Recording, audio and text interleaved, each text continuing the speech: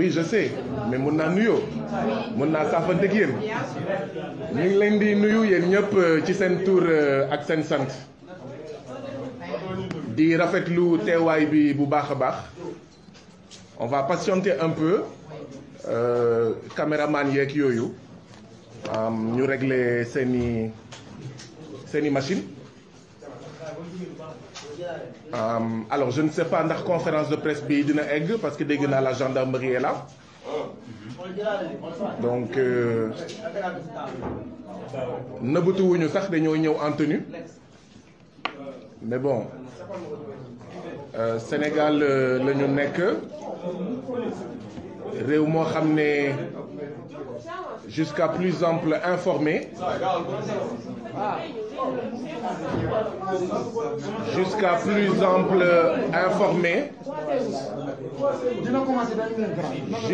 plus ample informé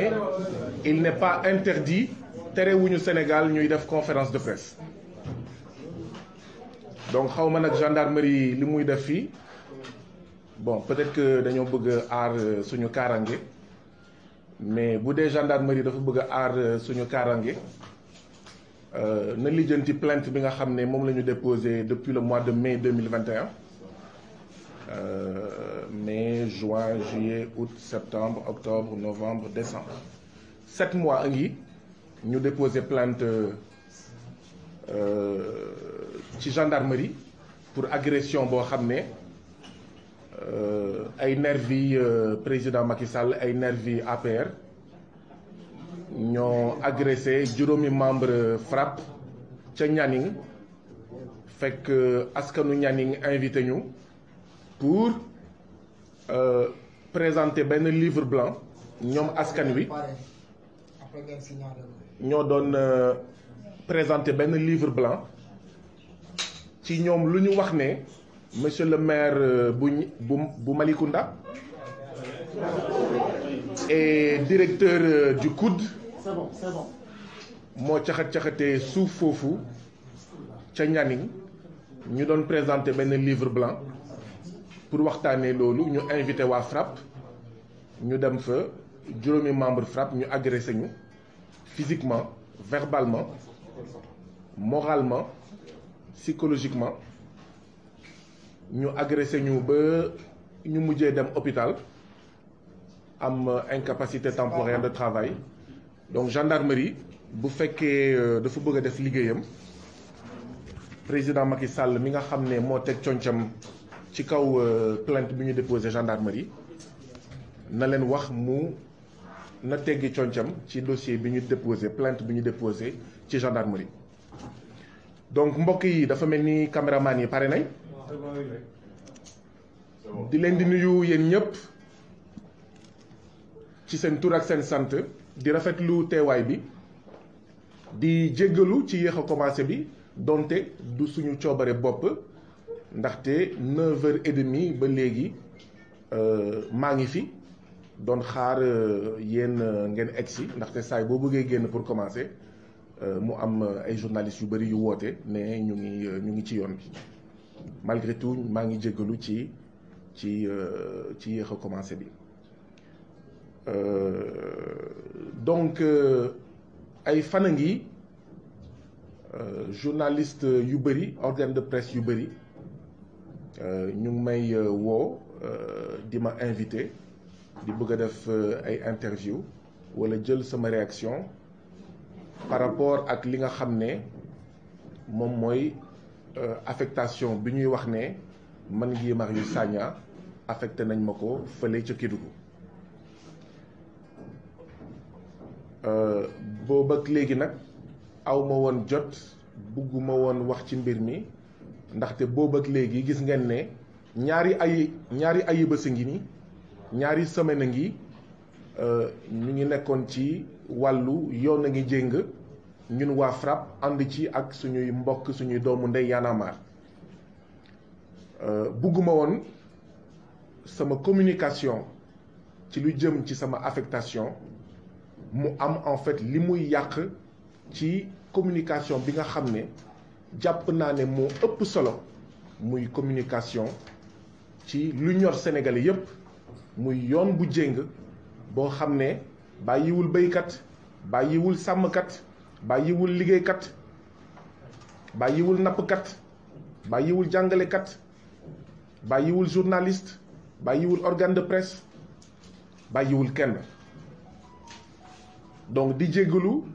même bu fekkee képp ku ma invité wala laaj sama réaction expliqué naa la ne jamono ji ma toll mënuma ci wax lenn rek ko waraloon mooy bugguma woon wax ci sama affectation mu am lu mu yàq ci communication mbir bu ëpp solo ndaxte sama affectation man la laal mais mbiru justice sénégalais yépp la laal et bu sénégalais yi soxloo man Guy Marius Sagna dama war a ñàkk dama war a xaar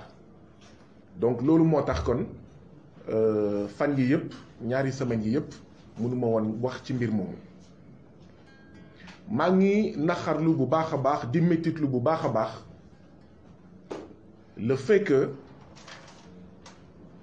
ñu obligé mu am benn waxtaan benn débat ci réewum Sénégal bu jëm ci affectation wu Guy Marius Sagna maa ngi koy naxarlu di ko mettitlu bu baax a baax lu tax ma koy naxarlu di ko mettitlu moo di ne dama jàpp ne réewum Sénégal fi mu toll tey li ñu war a waxtaanee mooy limogeage u directeur u poste mooy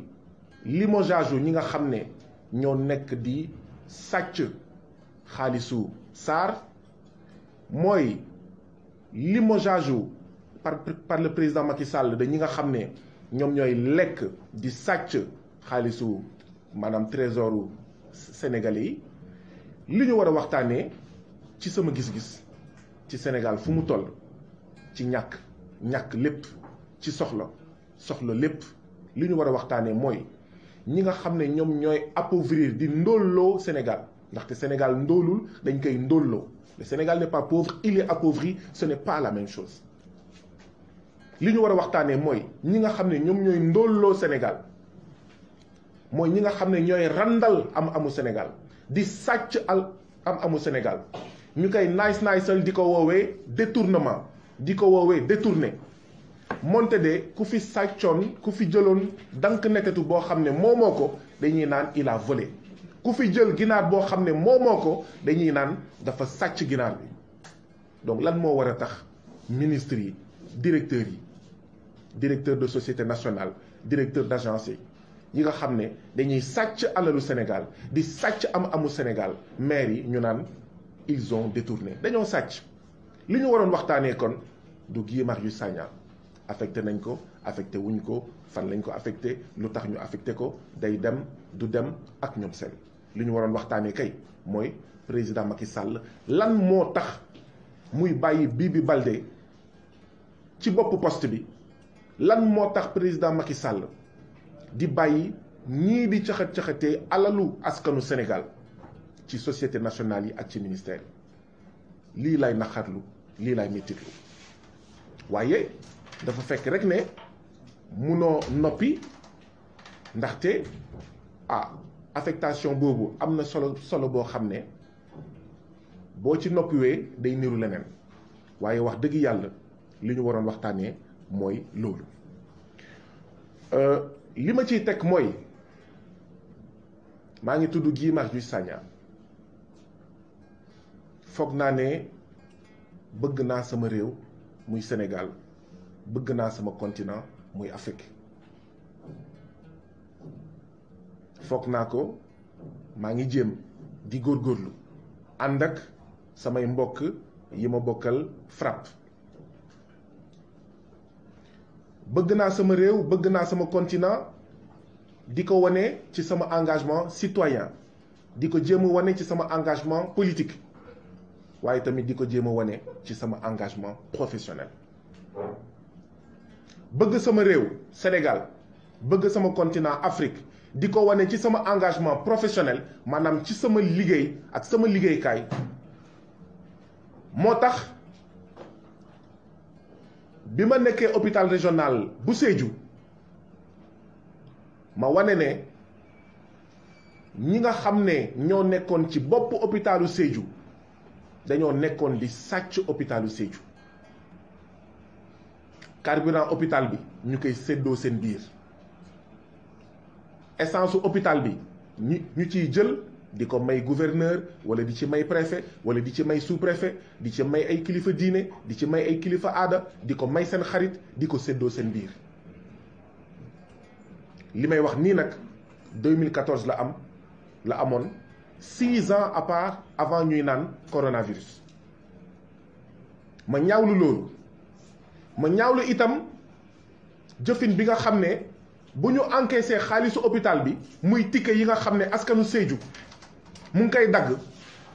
ci hôpitalu Sédhiou xaalisu hôpital bi xaalis boobu hôpital bi di encaissé directeur bi mënoon na toog juróomi fan fukki fan te du ko versé ci compte hôpital bi ma ne leen loolu wóorul xaalis bi fu muy nekk fan lay jaar boobu ak léegi bëgg sama réew moo tax itam ma wane ne hôpital bu ñu waxee hôpital wax du personnel qualifié bi ñu recruter doom xawma jarbaat ci président conseil régional bu hôpital bu Sédhiou ñu recruter ko déjà du dëgg du yoon waaye ñu naan déet jarbaatu président conseil régional ñu recruter ko en tant que matrone hôpital régional ngeen foog ne loolu dëgg la ah léegi jigéen buy wasin ci hôpital boobu bu deewee ñu naan ndogalu yàlla hôpital personnel qualifié moo tax ñu naan hôpital case de santé mun nga fa def lu la neex et encore am na fu muy yem poste de santé mun nga fa def lu la neex waaye et encore am na fu muy yem waaye hôpital personnel qualifié la bëgg sama réew bëgg sama continent bëgg sama askan moo tax seetuma ci ne am naa avantage hôpital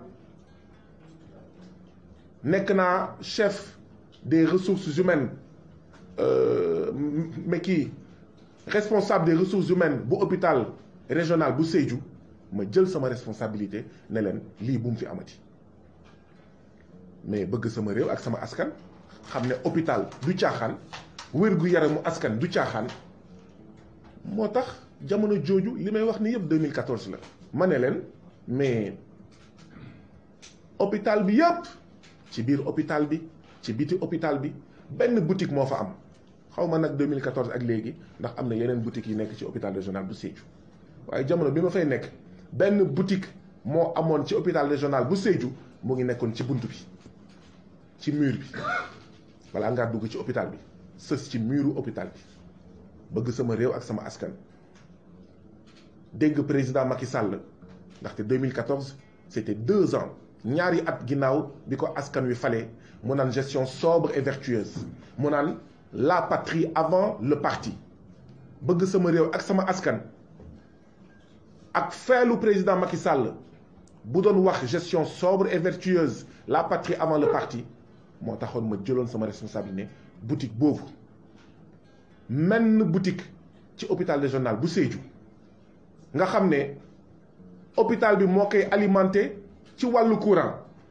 boutique bi amul compteur de hôpital régional bu Sédhiou moo ko doon jox courant bu coupé sax ba groupe électrogène hôpitalu Sédhiou mu tàkk boutique bi am courant waaye boutique bi amul compteur boutique bi kan moo ko moom ñu ne le secrétaire général régional d'accord syndicat bi ma bokkoon muy SUTSAS moom boutique boobu alors du ma waxtaan ci boutique bi ndax yoon la wala du yoon dañ ko jënd am déet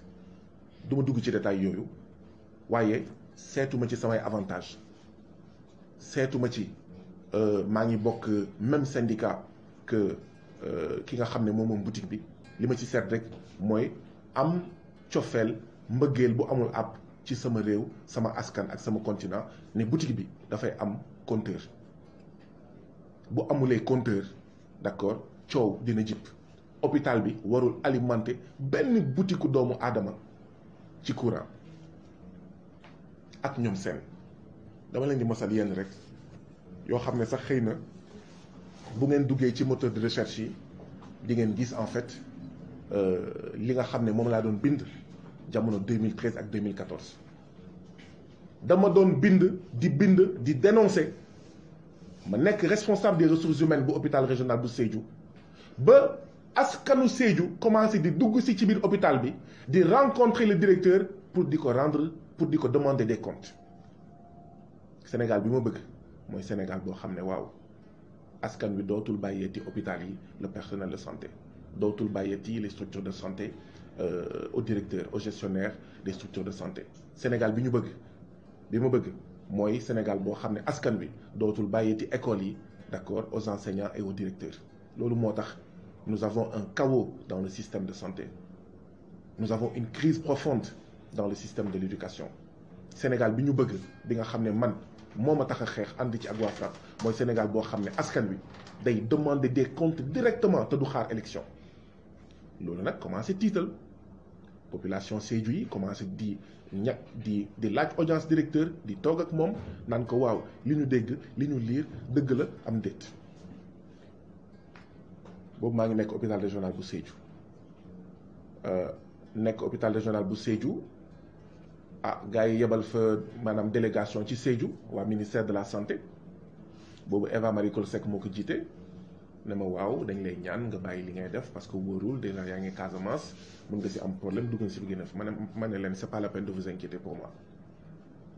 inquiétez-vous kay plutôt pour le peuple sénégalais ndaxte hôpital li wokk hôpitalu Sédhiou moo xuri tous les autres établissements publics de santé. ñu ne ma waaw léegi pour bañ coow maanaam dinañ la affecté foo xam ne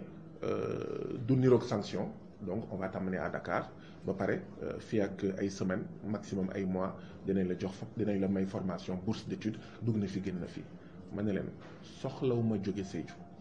ñaanuma jóge Sédhiou ñi nekk ci hôpital régional bu Sédhiou ñi ci ëpp dëkkuñu Sédhiou juddoowuñu Sédhiou ñoom ñëpp bëgg a jóge Sédhiou. Man je demande pas à quitter Sédhiou ndax si dolli soxlawuma bourse de formation le jour où j'aurai besoin d'une bourse de formation je déposerai comme tout le monde ñu essayé ba sonn doxul li may wax nii yëpp nag dama ko wax si jàmm ak salaam ak directeur hôpital bu Sédhiou ma ne ko lii ak lii ak lii ak lii am na ci biir hôpital bi du dëgg du yoon dans une des 3 régions les plus pauvres du Sénégal il y a des pratiques d'accord mu am jëfin saytuwin ci hôpital bu mel nii ci benn ci ñetti région yi gën a ndóol ci Sénégal fekk jamono jooju waa Sédhiou ñu ci bëri dañ doon ñëw hôpital duñu am sax njëkk pour fay seen évacuation par ambulance ñu yóbbu leen Kolda wala Ziguinchor.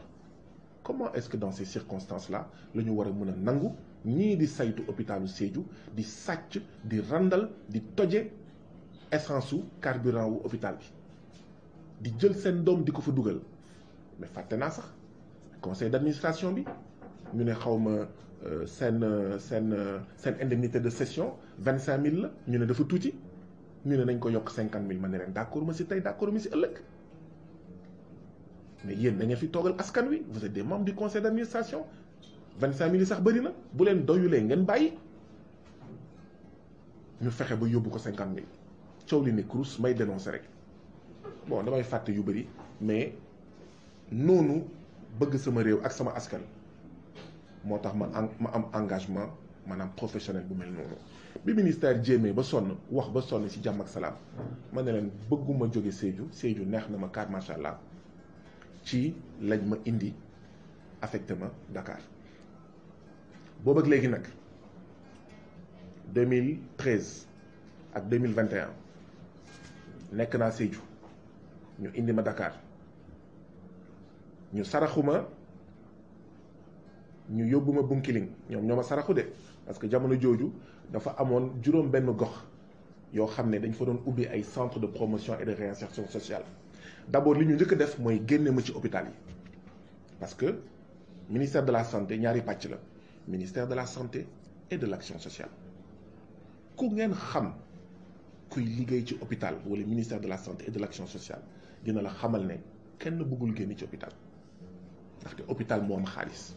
hôpital moo am li ngay lekkee xaalis ay per diem ay indemnité ay voyage ay séminaire mais action sociale te mu ëmb les centres de promotion et de réinsertion sociale déjà bu ngeen gisee bâtiment centre de promotion et de réinsertion sociale yooyu da ngeen di ne tous ces bâtiments menacent de ruine. gis naa ñuy wone benn photo benn nataal ñu naan lii mooy service en fait mais régional bu action sociale bu Kédougou mais am na boobu mais tànn na bâtiment yu bëri. jëm leen visiter quelques bâtiments des centres de promotion et de réinsertion sociale da ngeen di ne y a même pas la dignité d'un État. y a même pas le respect, amul respect ak worma pour ñi nga xam ne ñoo fay dugg di ko fréquenter. dañ ma génne hôpital parce que hôpital minimum ay 100 personnes ay 50 personnes ay 200 personnes ay 300 personnes jëm kaw ñu ne kii buñ ko bàyyee ci biir hôpital te xam nañ ne hôpitaux sénégalais yépp li mu wax ci Sédhiou moo fa am. dama bind benn document woowee ko la situation des établissements publics de santé au Sénégal 2014 fekk maa ngi am 1 an ci hôpital mais 1 an boobu doyoon na ma pour xam hôpitaux yi naka la gars yi di ko seeñu di ko lekk di ko toje ba jafe-jafe yi ngeen di gis yépp yu nekk ci hôpital public ba kenn sawarul wasin hôpital public. ku ëmb yaa ngi naan fan ngay dajalee 500 000 wala 1 million nga dem wasine ci clinique privée bu dee directeur ak ministre yi nga xam ne ñooy sàcc alalu askan wi nag ñoom xalaatuñu sax seen jabar wasin Sénégal wala faju Sénégal. ma def benn document boo xam ne dama wane Sédhiou ni mu mel hôpitalu Sédhiou ni mu mel waaye tamit ma yaatal ko ci yeneen hôpitaux yi ma jox ko Eva Marie Coll Seck bon xam naa ne wax jooju neexu leen ndekete woo waaw man maa xamul rek ndekete gestion sobre et vertueuse ay naxee mbaay la woon waaye comme ça faisait seulement 2 ans Macky Sall bi ñu ko falee ak léegi waneegul kanam bi ma ne naa leen feelu donc ci lañ ma génnee ci hôpitaux yi pour rek bañ may gis li nekk ci hôpitaux yi waaye coronavirus bi wane na li xew ci hôpitaux yi bu dee man sama baat 2014 ak léegi doyul pour sénégalais yi xam lan moo nekk ci hôpitaux yi coronavirus bi dafa confirmer lépp li nga xam ne waxoon naa ko ne leen lii jëmul kanam bés bu ñu amee lu am problème lu métti ci jàngoro wallaay dinañ xam ne lépp dëgg la te suñu classe gi amuñu passeport diplomatique amuñu xawma double nationalité ba buñ ko amoon sax amuñu xaalis pour fay avion ak dem wasin wala faju bitim réew. Donc nous avons intérêt, nous Sénégalais qui n'avons pas 2 nationalités, qui n'avons pas de passeport, qui n'avons pas de passeport diplomatique ñoo xam ne amuñu xaalis, nous avons intérêt à ce que l'école du peuple mooy école publique dox, l'hôpital du peuple mooy hôpital public dox ak ñoom seen. Donc ñu génne ma foofu comme ni ma ko waxee Sédhiou ñu indi ma Dakar bi ñu ma indee Dakar ñuy taxawal juróom-benn centre de promotion et de réinsertion sociale je crois que amoon na Médina Yoro Fula amoon na Oussouye amoon na Bunkiling ak yeneen gox ñu ne ma fan laa bëgg a dem ci gox yooyu yëpp bon ma ne leen yóbbu leen ma ci Oussouye li may wax nii 2014 la ma ne leen yóbbu leen ma centre de promotion et de réinsertion sociale bu Oussouye ñu ne d'accord. Après ñu woo ma ne ma dañ lay ñaan nga dem Bunkiling ndaxte Bunkiling c'est une nouvelle création dugg na fi génn na fi xaw ma lan moo tax ñu proposé ma Bunkiling man ne leen yóbbu leen ma Bunkiling donc Sédhiou Dakar Bunkiling daanaka defuma sax benn fan dama dem jël service ci préfet bu Bunkiling ma jël service mu bindal ma sama papier sama document këyit buy wane ne ñëw naa jël service ci yoon bi may ñibbi lañ ma woo téléphone ne ma Guy Marius Sagna précédemment chef du service de l'action sociale dans le département de Bunkiling est affecté à Fass muy wax naa comme Sédhiou wax naa Dakar wax naa Bunkiling wax naa Fass muy 4 noonu ma nekk Fass ñu yóbbu ma bâtiment boo xam ne amul benn travailleur social bu fa nangoo dem benn affecté nañ fa ay travailleurs sociaux avant man mais ñu lànk ndax lan amul toilette wala toilette bi fa nekk man mi di góor sax pour saw fa damay am problème waxuma la nag jigéen donc amul toilette amul courant amul ndox bâtiment menaçant de ruine. CPRS bu Fass mu ngi nekk ci benn bâtiment boo xam ne dafa am ay appartement waa appartement bi seen fosse bu feesee ci palanteeru centre bi ci palanteeru le seul bureau foofu lañ koy tuuree. Bon il faudrait aussi que maa ngi féliciter journalistes yi les journalistes debout ñi nga xam ne ñu ngi def un travail excellent mais je crois que benn journaliste mais française benn organe de presse bu France moo def un reportage wane man sama bureau ni mu mel. Je crois que si vous allez sur les moteurs de recherche di ngeen gis d'accord mais TV5 ni mu defee benn reportage wane sama bureau ni mu mel bureau boo xam ne wax dëgg yàlla mooy loolu kenn bëgg fa dem face mais garaawul ma fay liggéey di fa góorgóorlu ba waa urbanisme ñëw fa ñaari yoon ne ma Guy Marius Sagna ce bâtiment menace de ruine ñu wax sax ñi dëkk ci biir bâtiment bi ne leen génn leen fa bon ñu wax ma ko benn yoon ñaari yoon ma ne vraiment ça suffit quoi fekk bind nañ ay yoon ki yoon ministère ak ñoom seen faale wuñ ñu ma ne leen nag dootuma nanguti toog ci bâtiment bi mais fekk boobu ndekete ñoom sax bëgguñu woon ma gis benn këyit waaw may taxawaalu ci mbedd bi moo leen gënaloon xam naa bi ñu sonnee nag ci taxawaalu bi ndaxte xëy na ñu ngi may gis fu nekk ci Sénégal le 29 mars ministre de la santé waaw xam naa ñu waxtaan si ak Macky Sall le 29 mars ñu signé ne jëlee nañ ma Fass fi nga xam ne y avait pas de bureau ou un bureau menaçant de ruine ñu affecté ma CPRS bu Liberté 3 B CPRS bu Liberté 3 B 29 mars la ñu signé kayit bi mais début juillet laa yëg mbir mi maanaam 3 mois wala lu ëpp ñetti weer après laa yëg sama affectation ba tey jii nii may wax ak yéen jotuma notification sama affectation bi ñu signé le 29 mars pour affecter ma le centre de promotion et de réinsertion sociale bu Liberté 3B ba tey jii nii may wax ak yéen man maa xool maa analyser mais ñi xëy na li ñu bëgg mooy donte du dëgg ñu siwal ne maa ngi liggéey ou plutôt maa ngi fayeeku te liggéeyuma et pourtant affecté nañ ma li ñu bëgg mooy xëy na après ñu ne ça fait 3 mois wala 4 mois ñu ngi ma affecté jëluma service ñu rajo ma ne leen du ma leen ko yombalal noonu ma seet ci yu bëri xalaat lu bëri ba tey jii ni may wax ak yéen ministère de la santé mënul génnee këyit buy wane sama signature pour attester que j'ai reçu un papier non noonu laa demee jël service ak benn photocopie maanaam du même original amul tampon bu xonk bi noonu laa demee jël service Liberté 3B 29 mars lañ ma affecté début juillet laa ko yëg te xam ngeen naka laa ko yëgee dama def émission ak Babacar Fall mooy émission xaw ma jury du dimanche je sais pas moi comment ça s'appelle mooy bi muy def dimanche Babacar Fall d'accord dama def émission ci biir émission bi Babacar Fall ma laaj ma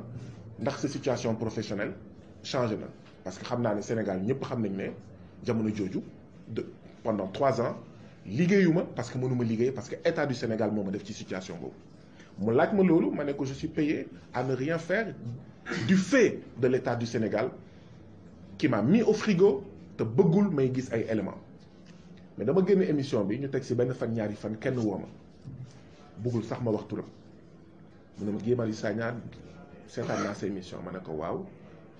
mu ne ma te xam naa ne yëgoo li xew ma ne ko li xew mu ne ma depuis mars li may wax nii émission bi ça devait être en fin juin ou début juillet mu ne ma affecté nañ la depuis le 29 mars dama dégg sa émission ma déglu tontu bi nga tontu Babacar Fall ma xam ne xamuloo li xew noonu laa ko yëgee dans la rue may enquête bind naa sax le ministre de la santé ne ko fort naa ci weewu béy ci mbeddu Sandaga yi que da nga maa affecté bu dee dëgg la ndax mën naa jot kayit bi ba tey jii nii bu ma tontoo Bob Marley moo ma tontu ba tey jii may wax ak yéen jotuma notification kayit bi nag envoyé nañ ma ko par WhatsApp photocopie même pas original ma ne grawul ma dem donc début juillet laa jël service centre de promotion et de réinsertion sociale bu Fass ñu affecté ma 29 mars début juillet ba jamono ji ñu ne donc je prends service le 28 début juillet ñu ne le 28 septembre Macky Sall joxe na dogal pour que ñu affecté ma service régional bu Kédougou 28 septembre 28 septembre ak léegi 28 septembre octobre novembre décembre ñu ngi le 22 tey donc 3 mois ba tey jii nii may wax ak yéen mbokk Sénégal jotuma notification de cette affectation. Le document nag il existe la note d'affectation am na ñi ngeen ko gisee noonu laa ko gisee et bien sûr Sénégal 17 millions de Sénégalais la yow mën naa développer fii loo fi wax Matam yow mi nekk Dakar di nga ko yëg loo fi wax Dakar ki nekk Fongolimbi le même jour dina ko yëg waaw ba pare nag ñu am administration boo xam ne dañ ko tënk président Macky Sall def ci concam def ci tànkam ni policier bi defoon tànkam George Floyd mais malgré tout mu am ay fonctionnaires debout qui résistent à leur manière fonctionnaires yooyu ñoo may informé naan ma ah waa ji affecté na la après ñu envoyé ñu maanaam document bi nga xam ne moom ngeen gis waaye ba léegi on me l'a pas notifié muy 2 fois d'affilée première fois pas notifié ma dem mais prendre service cette deuxième fois voilà ba léegi gisuma kayit lu dul kayit bi ngeen gis sur les réseaux sociaux te xam ngeen ne administration am na nu muy doxee booy wax ak fonctionnaire dafa am fu muy jaar da nga koy jox kayit waaw mu am cachet bu xonk mu signé que sax jot na pour yow nga sàmm sa bopp. donc mbokk yi lii kon moo xew en 8 ans 2013 ba jamono ji ñu toll en 8 ans 6 affectations maanaam président Macky Sall chaque 16 mois mu affecté ma 8 ans multiplié par 12 mois divisé par 6 mu jox la bu dee jumuma 16 chaque 16 mois président Macky Sall affecté ma. alors damay dégg sénégalais yi naan Sénégal amul ku ñu gën a garde à vue Guy Marius Sagna Sénégal amul ku ñu ëpp emprisonné que Guy Marius Sagna defe naa ne que mën nañ ci yokk sans risque de se tromper que peut-être Sénégal amul fonctionnaire bu ñu affecté au rythme de une affectation tous les 16 mois defe naa ne que sénégalais yi yéen ñii ñuy seetaan di ñu déglu tout le monde est témoin de persécution acharnement bi nga xam ne Macky Sall mu ngi koy def ci man persécution acharnement boo xam ne mu ngi koy jaarale ci ay garde à vue mu ngi koy jaarale ci emprisonnement Macky Sall dong je n'essaie pas de remonter plus loin Macky Sall dong emprisonné na ma ñeenti yoon ci ñetti at Macky Sall dong teg na sama kaw bopp ñetti liberté provisoire ci moins de 3 ans léegi nag Macky Sall dong mu ngi teg sama bopp 6 affectations en 8 ans une affectation tous les 16 mois donc mbokk yi persécution boobu acharnement boobu bi nga xam ne président Macky Sall mu ngi koy jaarale ci garde à vue yi ci emprisonnement yi waaye tamit ci affectation yi defe naa ne que ñun ñëpp teg nañ si suñuy gët man nag Guy Marius Sagna li may wax sénégalais yi mooy awma jafe-jafe ak benn gox ci Sénégal defe naa ne que déjà wan naa leen ne nekkoon naa Sédhiou te li ma indi Dakar du man maa ñaan ñëw Sédhiou maa ngi fàttaliku biñ ma affecté jëlee ma Sédhiou indi ma Dakar waa hôpital régional bu Sédhiou ñi nga xam ne dëkkuñu Sédhiou ñoo ma doon wax est-ce que ñun duñu commencer di dénoncer les manquements de l'hôpital ngir ñun itam ñu affecté ñu comme yow parce que ñun ça fait 5 ans ça fait 10 ans ñu ngi ci hôpital bi ñu ngi ñaan affectation mënuñu am affectation du man président Macky Sall bu ma affecté wul woon indi ma jëlee ma Sédhiou indi ma Dakar xëy na kon man du ma mës a ñëw Dakar te ñi nekkoon ak man Sédhiou ak hôpital régional bu Sédhiou xam nañ ne man musuma bëgg a jóge Sédhiou donc li ma leen expliqué def naa Sédhiou ñu affecté ma Dakar ñoom sax ñoo ma saraxu ma dem Bunkiling waaye bi ma demee Bunkiling xam naa ne Bunkiling ngir ñi xam géographie Bunkiling mu ngi nekk ci région bu Sédhiou xam naa l'administration bu Sédhiou ñi nga xam ne ñoo doon jël seen doom di leen di dugal ci hôpital bi ma fàtte sax leneen waa conseil d'administration sax di wax naan ñoom léegi pour ñu faju ci hôpital bi d'accord dañ koy def gratuitement mën na leen mukk du fi amee ak yeneen yoo xam ne dama koy fàtte ndax boo fi doon lim li xew ci hôpitaux sénégalais yi da ngay yéemu moo tax bu mu jaaxal kenn boo demee hôpital nga fay fekk li nga fay fekk. Félicitations, respect et admiration au personnel, aux agents de santé et de l'action sociale yi nga xam ne malgré tout ça ñu ngi góorgóorlu waaw di wane seen njàmbaar di liggéey dans le dénuement le plus complet. Donc ñoom ñoo ma saraxu ma dem Bunkiling bi ma demee Bunkiling xam naa gars yi tiit ne wuuf Bunkiling ak Sédhiou benn la kii moom nañ ko fi jëlee donc biñ ma waxee ngir yàlla demal Bunkiling man waxuma ci dara ma dem Bunkiling.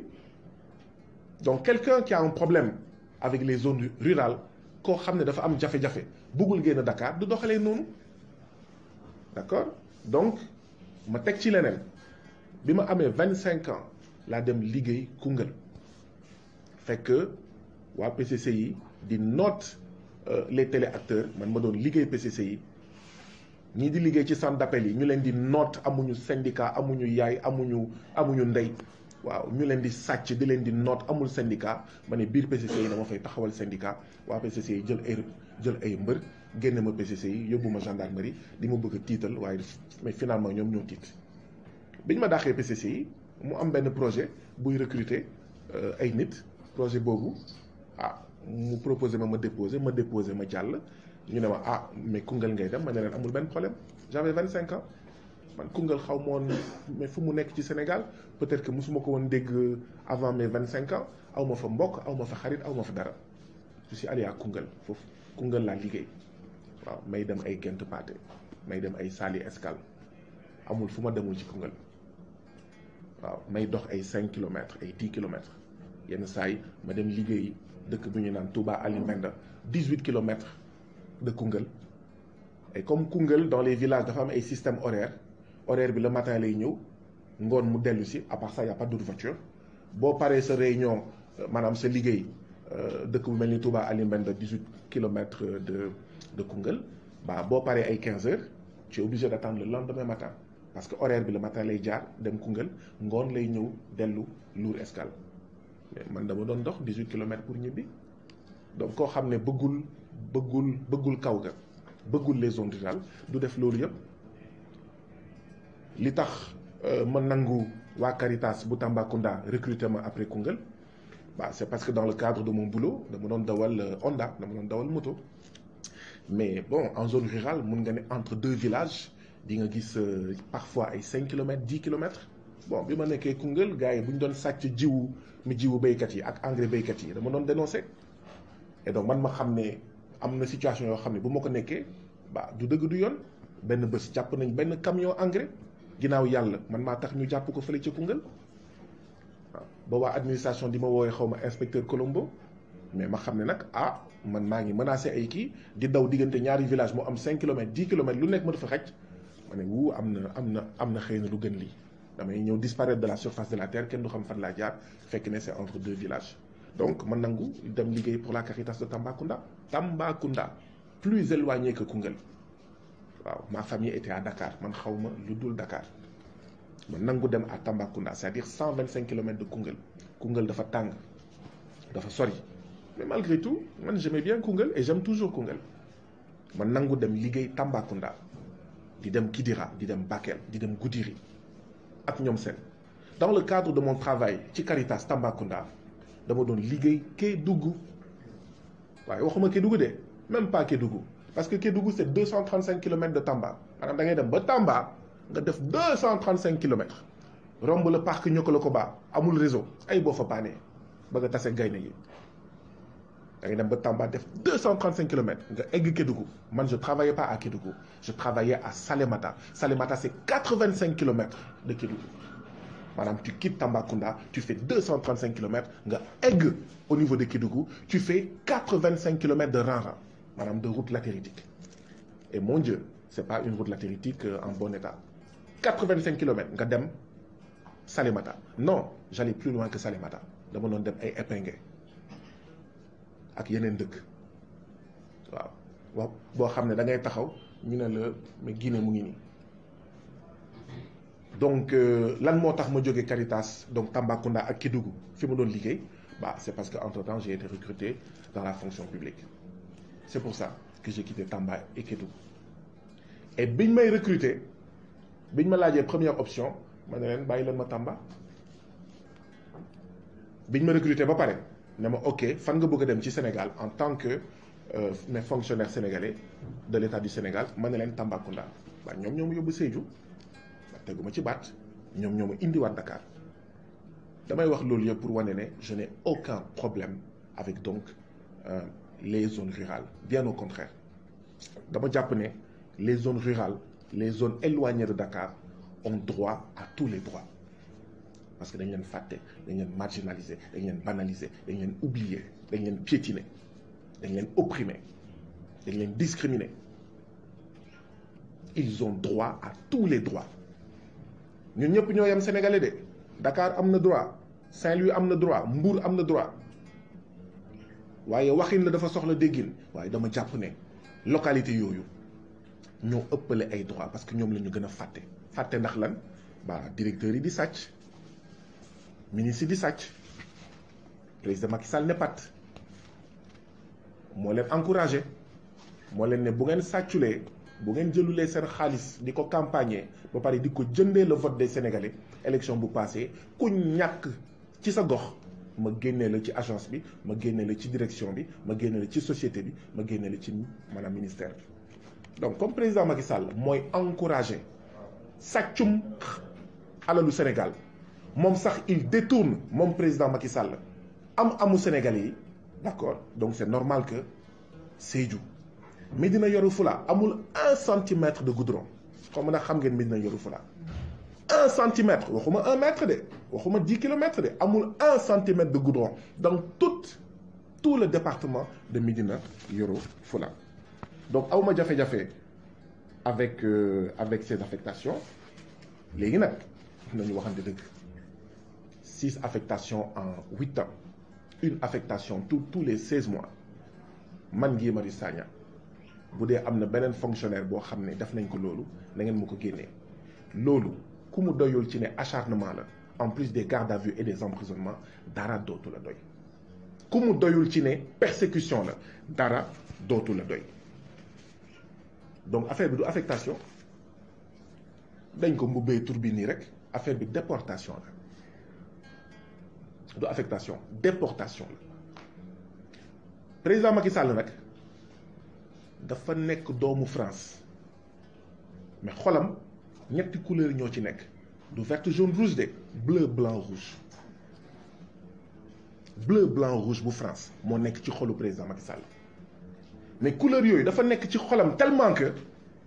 même français yi nu ñu doon def ci jamono colonisation moom lay def Mame Bamba tiital nañu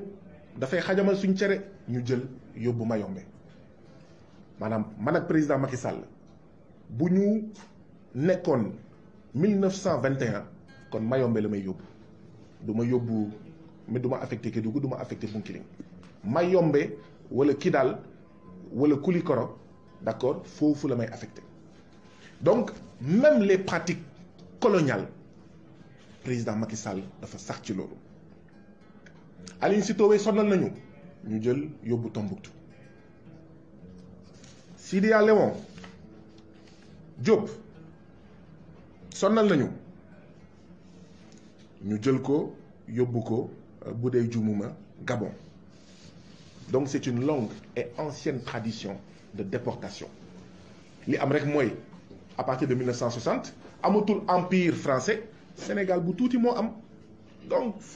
mënoo yóbbu fu gën a sori Kidira frontière fu gën a sori Bakel frontière mënoo yóbbu fu gën a sori Saraya frontière wala Salémata frontière xam naa ne président Macky Sall bu ma nekkul woon sénégalais dugal na ma ci avion génnee ma Sénégal yàgg na waaye ndeysaan sénégalais laa de waaw sénégalais boo xam ne nag vert jaune rouge ak étoile ci jaune bi moo nekk ci xolam Afrique moo nekk ci xolam et pas le bleu blanc rouge bi nga xam ne moo nekk en fait ci sa xol yow président Macky Sall léegi nag d'ailleurs j'en profite pour dire que Aline Sitoé Diatta néewam nekkul Sénégal mu ngi Mali mais nañu indi néewam nañu rapatrier néewam waaye ndeysaan Macky Sall dafa tiit dafa ragal naan bu ñu rapatrier wee le corps de Aline Sitoé Diatta ça fera l'objet de pèlerinage ça fera l'objet d'accord de loo xam ne day dëgëral la conscience panafricaine la conscience de résistance la conscience anti-impérialiste des Sénégalaises et des Sénégalais loolu la ragal nañu delloo si néewu Aline Sitoé Diatta ah mais Mali du ko bañ lu tax Mali di ko bañ du ko bañ nañ ko delloo si ñu ngi naan xaw ma France nañu jox ñun Bénin ñun xaw ma réew mi ñun Sénégal ñun réew sàngam nañ ñu jox xaw ma suñuy objet culturel yi français yi tubaab yi sàccoon jamono bi ñu defee colonisation mais néewu Aline Sitoé Diatta mu ngi fi Mali dañ ko dem jëli Sidia Léon Diop français yi ñoo ko génnee defe naa mu ngi dee Gabon ba léegi waa Dagana ñu ngi naan parce que Sidia Léon Diop waa Dagana la nañu indi néewam depuis des décennies ñu ngi naan indi leen ñu suñu néewu suñu mbokk ce grand sénégalais ce grand africain résistant mais Faidherbe amul lu mu deful pour soppi xelam mu def ko tubaab waaye mu lànk rek ne man waalo la man sénégalais la man africain la je défends les intérêts des africains et des sénégalais nañu indi néewam fi may daanele ci point boobu moo di ne képp ki nga xam ne résistant nga woon sa néew nekk bitim réew nañ ko indaale am na benn buuru Oussouye bu dee juum moom mu ngi tudd Sia Lébé roi d'Oussouye moom li ko dal moo gën a bon dafa dee ñu jël son squelette mu ngi xawma dans le musée xawma d'histoire xawma lan ancienne xawma machin truc de France ñu koy étudier parce que jamono ñooñu dañoo jàpp ne ñun duñu ay nit le corps du roi d'Oussouye Sia Lébé mu ngi France depuis bu mu deewee yàgg na ci jamono colonisation ñu def ko ci musée vous imaginez mais nañ ko indi nañ ko rapatrier waaye lu ñuy bañ rek mooy mu raviver mu renforcer mu ngi nekk au musée national d'histoire naturelle de Paris voilà suñu mbokk yi nekk Sénégal suñu mbokk sénégalais yi nekk Paris nañu dem doxantu foofu dañu fa gis benn squelette wala benn bopp waaw yax benn buur doomu Afrique doomu Sénégal Sia Lébé bu Oussouye ñu ngi ko teg foofu donc pare naa c'était juste une parenthèse parce que c'est important de dire cela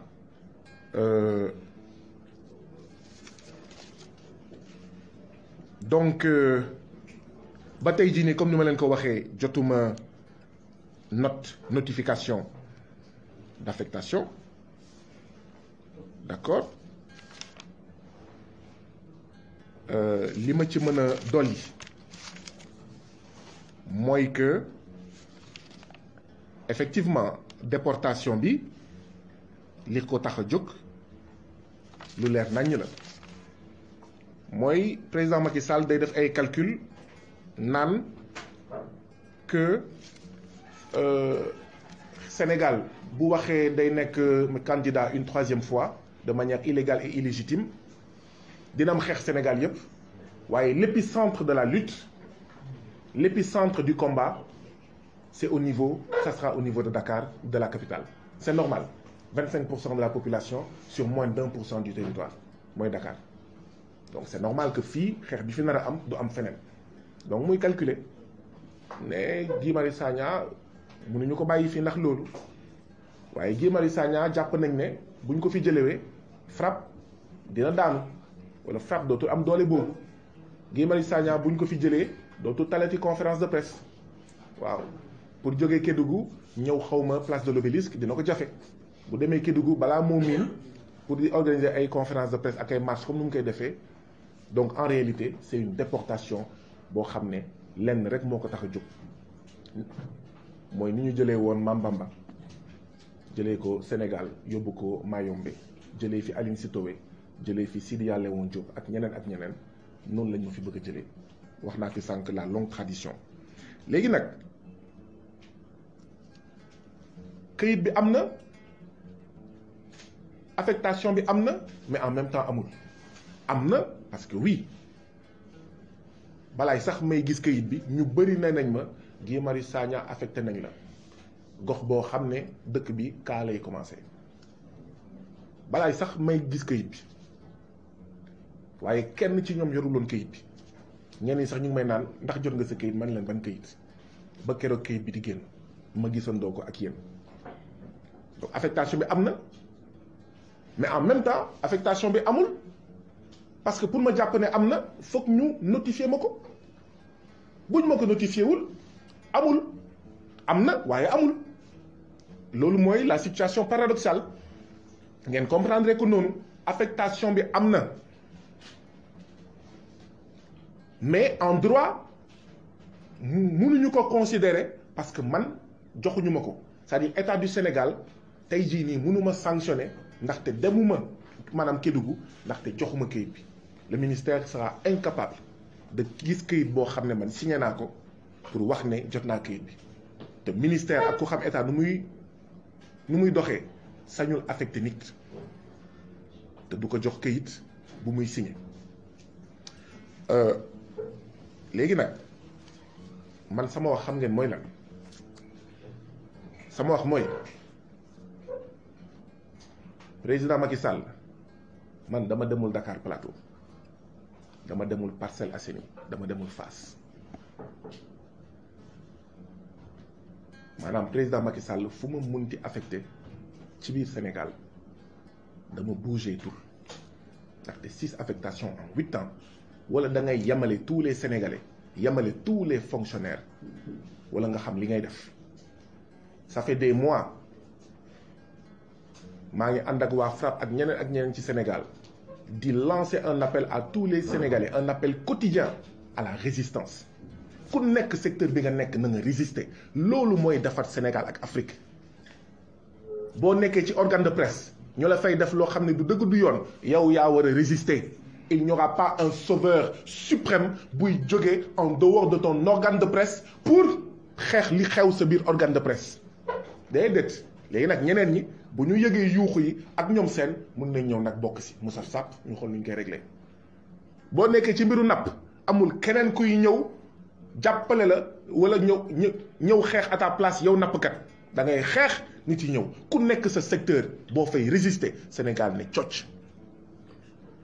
man nag mënuma wax woowee un appel à la résistance ma ci ànd ak sénégalais yépp yi nga xam ne ñu ngi leen di noot gis ngeen activité FRAPP marche fii conférence fii di recevoir ñii di recevoir ñaa sàcc nañ seen suuf joxuñu leen seen payoor on les a pas orientés à l'université ba pare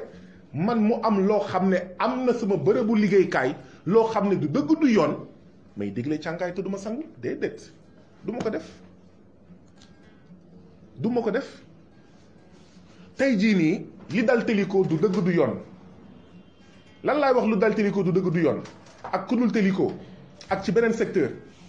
c'est pas que fonctionnaire waruñu ko yóbbu déedéet loolu du wax ji mooy ndax 2021 c'est normal dans un état qui se respecte mu am une gestion antidémocratique du personnel dans le secteur de l'enseignement lan moo fa xew dégg ngeen ñu naan le miroir aujourd'hui on n'affecte pas les enseignants n'importe comment il y a une place vacante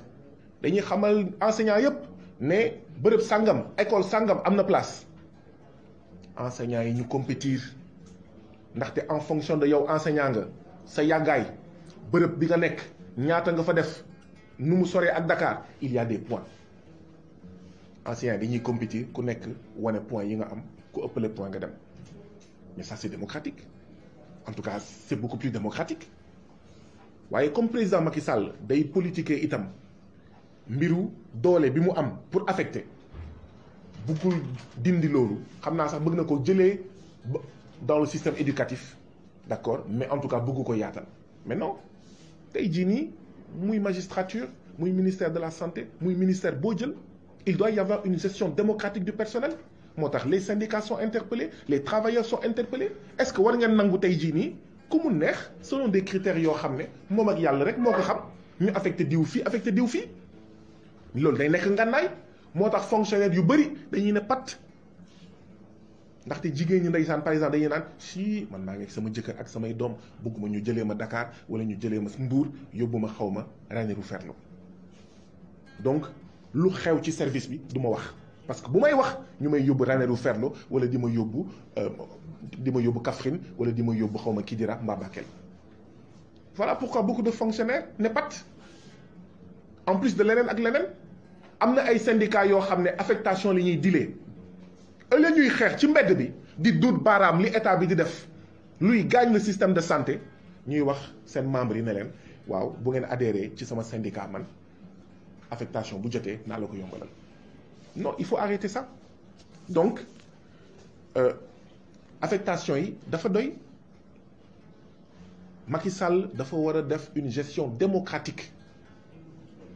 des fonctionnaires mais bëgg ko def parce que dafa bëgg mu nekk une épée de Damoclès ci kaw fonctionnaires yi mu tiital leen mu xëbal leen ba ñu noppi. waaw état wu Macky Sall boo xam ne biñ may dóor Nianing gendarmerie taxaw mu ne leen gendarmerie bu kenn bouger bàyyi leen ñu dóor ñoom Guy Marius Sagna ñoom Ousmane Wade ñoom Papi Souleymane Diène ñoom Abbas Fall ak ñoom Abdoul Aziz nu mu santati Ndaw bàyyi leen ñu dóor leen Nianing fii rek ba tey jii nii d'accord sama plainte bi suñu plainte bi mujjul fenn.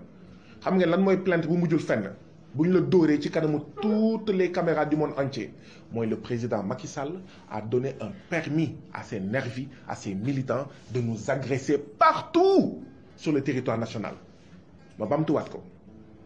On nous a agressé Nianing devant toutes les caméras du monde entier suñu plainte 7 mois mujjul fenn xam ngeen lu muy tekki mooy le président Macky Sall jox na feu vert à tous ses nervis fu ngeen gisatee membre FRAPP fu ngeen gisatee Guy Marius Sagna dóor leen mu dee. waaye léegi bu dee Nianing lañ ma ko defee fii kon bu ma demee Médina Yoro Fula mais lu fay xew Médina Wandifa région de Sédhiou ñu fay def conférence ñu sànni ñu xeer mujjul fenn mais bu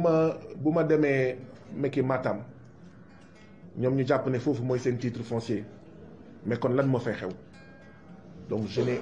aucune confiance en l'État néocolonial dirigé par le président néocolonial Macky Sall. Je n'ai aucune confiance en cet État boo xam ne 1-2 mu garde à vue ma 1-2 mu tëj ma damay jëndi reer mu jàpp ma.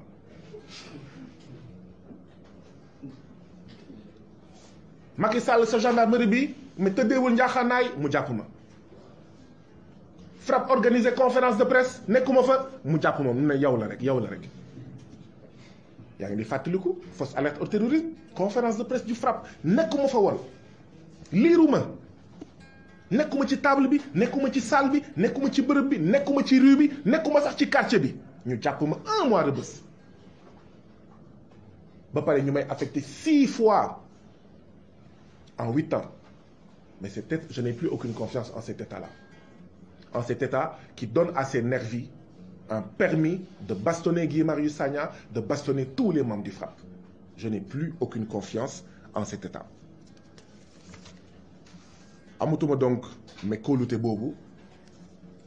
moo tax ma jël dogal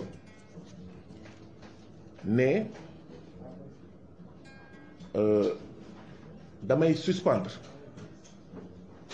damay suspendre sama nekkin ci fonction publique bu Sénégal ndaxte nag bëgguma nekk jumtuwaay un jouet entre les mains du président Macky Sall saay bu ko neexee mu garde à vue ma saay bu ko neexee mu emprisonné ma saay bu ko neexee mu may ma liberté provisoire waaye saay bu ko soobee itam mu affecté ma donc affectation déportation bi c'est un instrument entre les mains du président Macky Sall pour me combattre de manière citoyenne, pour me combattre de manière politique. dama jël dogal ne dootuma ko may jéego bu njëkk bi mooy damay suspendre sama participation ci fonction publique bëgguma woon tarder ce matin moo tax j'ai pas eu le temps de passer au ministère pour déposer ma demande de mise en disponibilité. Demande la de mais man saraxuma ñaanuma naa déposé sama demande bu conférence de presse bi jeexee balaa maa ñëw ci conférence de presse bi laa ko waroon déposé mais embouteillage ak yooyu ma ragal ne bu ma demee déposé le temps que may ñëw et ku xam waa FRAPP xam nu ñu mel ci wàllu tardé bëgguñu tardé mais respecter les journalistes c'est arriver à l'heure et commencer à l'heure naa déposé tey sama demande de mise en disponibilité pour une période de 3 ans et débat wu ma si ak Macky Sall c'est à prendre mais ce n'est pas à laisser négocier wu ma saraxuwu ma daf may jox sama disponibilité bu ma ko joxulee lu ko neex na def mais dootuma nanguti comme dañoo nekk ci xeex Sénégal nekk ab nen moom Macky Sall ak ñi mu àndal bëgg omelette nen bi lekk ko ñun ñu bañ mu omelette nen bi waaw ndaxte dañoo jàpp ne Sénégal mën na nekk cuuc mën na gën a rëy mën na mag mën na nen ay nen ngir njëriñu askan wi comme ci xeex boobu la ñu nekk ak Macky Sall mu jaral ko nag lu nekk man dootuma nanguti ma nekk jumtuwaay entre ses mains tey mu yóbbu ma Ranérou Ferlo suba mu yóbbu ma Parcelles Assainies gannaaw suba mu yóbbu ma Mbour du ma ko nangu tey du ma ko nangu ëllëg autrement dit ça n'a absolument rien à voir avec Kédougou tey jii nii bu ma indilee notifié ma ne ma affecté naa la en face siège u FRAPP du ma dem fenn damay déposer sama demande de mise en disponibilité et ce n'est pas négociable ci demande de disponibilité bi naa leen wax ne c'est à compter de tel jour et ce n'est pas négociable jour boobu bu jotee man jël naa sama disponibilité ñu jox ma këyit am déet parce que nag ça suffit dans ce pays là waaw un peuple un but une fois la ñu wax mais waxuñu nga nekk président nga foog ne da ngaa donnu réew mi di def lu la neex sama résistance naa ko yóbbu ba foofu dans les heures à venir naa leen wax à compter de kañ laa bind ci lettre bi mais du yàgg parce que nag saa yi bu ñu bëggee jàpp ñu jël oto jëlee ma Kunkaane yóbbu ma Tamba yóbbu ma xaw ma fan yóbbu ma Kaffrine et cetera donc une simple lettre boo xam ne ñaari ministre ñoo koy xool ministre de la santé ak ministre de la fonction publique loolu soxlawul ay weer soxlawul ay semaines donc je refuse à partir d'aujourd'hui d'être un jouet entre les mains du président néocolonial Macky Sall boo xam ne ndeysaan amul doole devant Alstom waaw mu ngi yambar ba dee devant Eiffage amul fulla ak fayda devant l'Union européenne di jaay suñu géej ba pare naan moom moo war a jaay doole ak les Sénégalais yi nga xam ne ils n'ont commis qu'un seul crime celui de dire que déet rongañu baa doole di siim cere buur dafa doy rongañu askanu Sénégal di siim cerewu say directeur say ministre ak yow dafa doy askanu Sénégal di bëy yow Macky Sall ak say baabun ngeen di dundee dafa doy c'est le seul crime qu'on a commis loolu nag am na loo xam ne man dootuma ko nangooti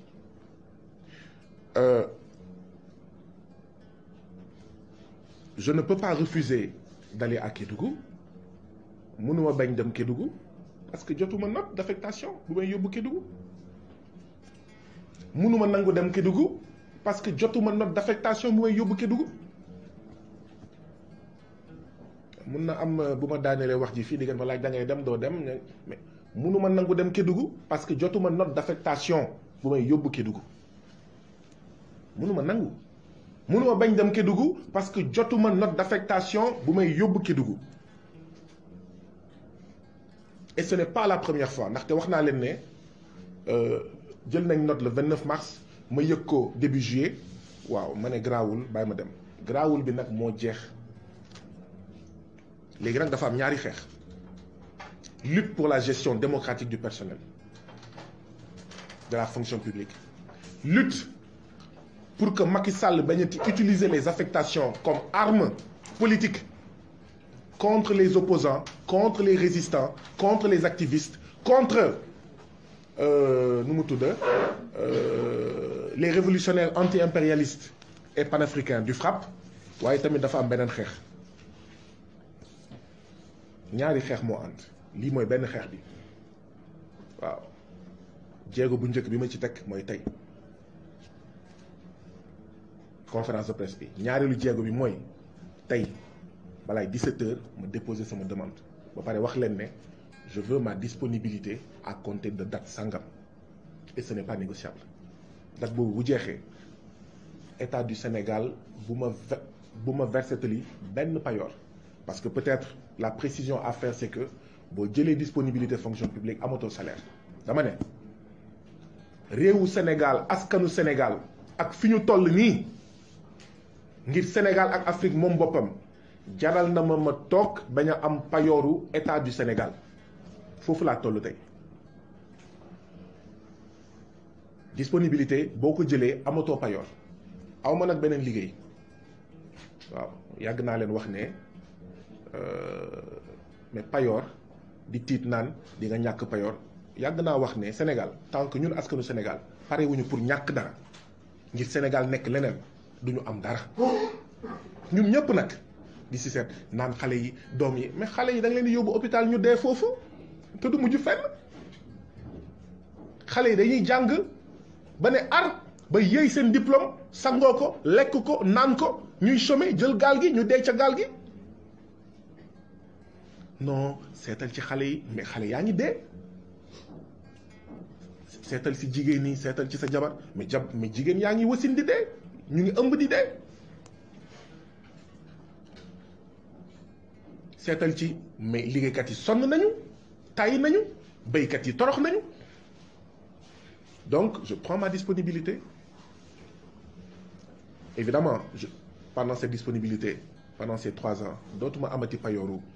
État du Sénégal amul problème dañoo war a xeex pour beneen Sénégal boo xam ne kenn dootul soxlati di def yenn sacrifice yi waaw foog mu am une génération bi nag ñun ñëpp la du Guy Marius Sagna du waa FRAPP foog mu am cim réew ci évolution réew ci doxalinu réew foog mu am à un moment donné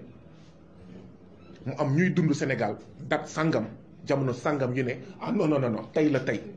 le Sénégal ne peut plus marcher comme ça. Deuxième combat bi mooy dëkk yu mel ni Kédougou Tamba Salémata Bakel Goudiri Ranérou Ferlo Médina Yoro Foulah Sédhiou ak ñoom seen mais elles sont victimes de discrimination mooy discrimination entre territoires ñi fa dëkk nekkuñu ay citoyens à part entière ils sont des citoyens entièrement à part de seconde zone bi may nekk Tamba maa jiite woon M23 bu Tambacounda ci région bu Tambacounda pour wane rek ne man awma xaj ak seen mais maa ngi fàttaliku jamono jooju mais jàpp nañ Malick Noël Seck ñu tëj ko indi ko kaso bu Tambacounda ñu organiser ñun waa M23 bu Tamba marche bu rëy a rëy ngir wax lan Tambacounda n'est pas Guantanamo Tambacounda n'est pas Guantanamo et donc tey am naa sañ-sañ wax ne Kédougou n'est pas une déchetterie et les résistants, les opposants, les activistes, les panafricains, les anti-impérialistes ne sont pas des déchets. Kédougou n'est pas une poubelle et ceux qui travaillent, ceux qui se battent et luttent pour un autre Sénégal ne sont pas des ordures à jeter à Kédougou. dëkk yooyu comme ni ma ko waxee dafa am kumba am ndey ak kumba amul ndey bu dee Dakar ñu jox ko lépp mais xool leen terre bi alors qu'on aurait pu avoir mais raay boo xam ne day jóge Dakar dem Ndar dem Matam dem Ziguinchor dem Kédougou dem Tambacounda ces localités-là sont victimes d'une inéquité territoriale du président Macky Sall et le fait que ñuy affecté ku mel ni maanaam Téliko ku mel ni Guy Marius Sagna wala keneen ak keneen ci localité yooyu day rek firndeel ne ñoom xam nañ ne dañoo lajj ci gox yooyu xam nañ ne defuñu dara ci gox yooyu et c'est un échec moo tax nag may tàllal loxo waa Kédougou tàllal loxo yeneen dëkk yi nga xam ne sori nañ Dakar te ñu ñàkkal leen fuy la ñàkk leen fayda maa ngi leen di tàllal loxo ngir ñu waajal foofu ca Kédougou une grande marche contre les discriminations territoriales, une grande marche contre l'inéquité territoriale, une grande marche pour le respect de l'article 1 de la Constitution bi nga xam ne article boobu li muy wax mooy la République du Sénégal assure l'égalité devant la loi de tous les citoyens sans distinction d'origine. maanaam maa ngi tàllal loxo bépp doomu Kédougou les forces vives de la région de Kédougou ndaxte problème yi bëri na. ça fait des années bokk naa ci ñii di wax ne wurus bi nekk Kédougou téeméer boo jël juróom mooy toog Sénégal waxuma mooy toog Kédougou de téeméer boo jël ci or wurus bi nekk Kédougou téeméer boo jël juróom mooy des Sénégal. Kédougou amul tous maanaam Kédougou am na alal mais alal boobu waa Kédougou gisuñu ko da leen di romb avion bi day jël wurus bi du sax jaar aéroport xawma Diass wala aéroport bu Yoff day jóge Kédougou naaw dem France xawma dem feneen. Donc je lance un appel à une grande manifestation pacifique à Kédougou waaw mën naa ñëw Kédougou ànd ak ñëpp ñi nga xam ne fii ci Dakar ak feneen ci Sénégal d'accord nañu ci ne xaj ak seen bi dafa doy considérer les territoires comme Kédougou comme Matam Ranérou Ferlo Ourossogui Kidira Bakel Médina Yoro Foulah Kaffrine comme des déchetteries comme des poubelles fi nga xam ne foofu la ñu war a sànni ñëpp ñi nga xam ne dañuy critiquer doxalinu réew mi. Et donc l'État du Sénégal wala le président Macky Sall a intérêt à ce que gox yooyu ñu des nu mu mel pour ñuy continuer di tiital les fonctionnaires déggoo leen wax ji de. C'est une politique faite à dessein de marginalisation, de discrimination, de persécution de nos concitoyens de Kédougou, de Saraya, de Salémata, de Tambacounda, de Kaffrine, de Goudiri, de Bakel, de Kidira, de Ourossogui, de Matam, de Ranérou Ferlo, de Médina Yoro Foulah, de Kolda, de Vélingara, etc. Une politique faite à dessein pour maintenir ces localités dans cette situation-là, pour faire peur aux Sénégalais. jamono colonisation da nga doon dégg ñun bi ñu nekk xale nag si mais dem na mais kii yóbbu nañ ko Koulikoro ndaxte jamono yooyu mais c'était l'empire français et donc le plus loin c'était ay Koulikoro ay Kidal Mali ba da ngay dégg sax ay expressions sénégalaises yu utiliser ces maanaam ces noms mais ces noms de villes là.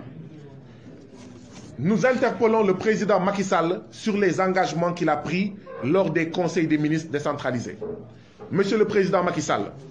où sont passés les 192 milliards de francs CFA d'engagement de financement que vous aviez pris lors du conseil des ministres délocalisés à Kédougou? Où sont les 127 milliards d'engagement du conseil des ministres délocalisés de Matam? Où sont les 187 milliards de Sédhiou? Où sont les 201,9 milliards de Tambacounda? Où sont les 360 milliards de Ziguinchor? Où sont les 206 milliards de Kaffrine? Mais xaalis boobu directeur du poste ñu ngi koy lekk, ñi jiite SAR ñu ngi koy lekk, ñi nekk ci trésor ñu ngi koy détourné, président Macky Sall ci boppam mu ngi koy détourné. Donc mbokk yi, nous lançons donc l'appel